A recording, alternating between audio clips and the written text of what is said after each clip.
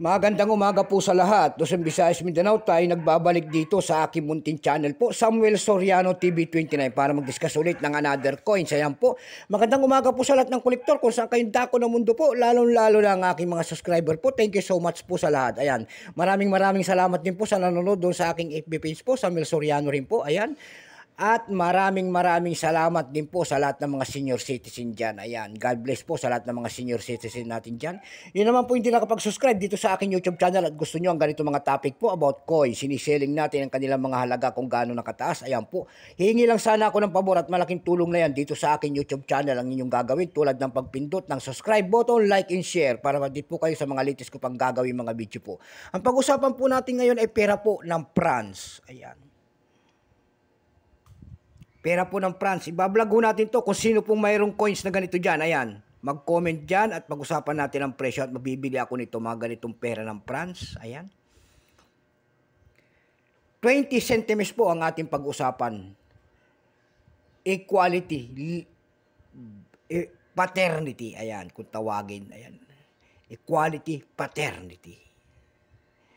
20 centimes po ng bansang France ang ating pag-uusapan.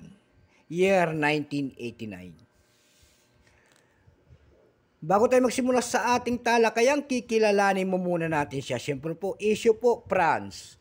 Period, PIB, Republic, 1958, up to date po. Type standard circulation coins, years 1962 hanggang 2001. Ayan, sorry po. Value nito, 20 centimes po.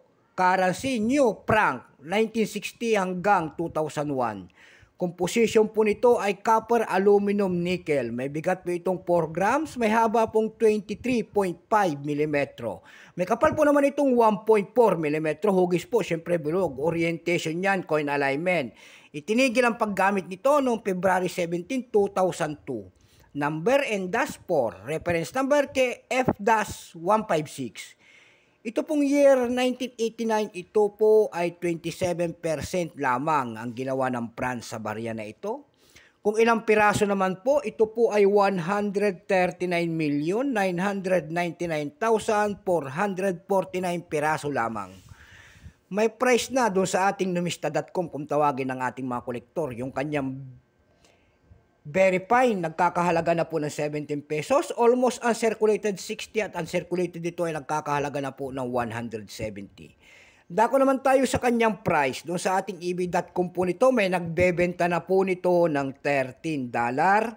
Mayroon na rin tayo nakita doon na $19. And then $17. Yung pinakamaliit na nagbebenta doon ng $12.93. Sa carousel page po naman ito, may nagbebenta na ng 280 pesos per piece. Yan lamang po ang aking maibabahaging kanyang presyo. Sagad na. So hanggang dito na lamang po. God bless po sa lahat and take care.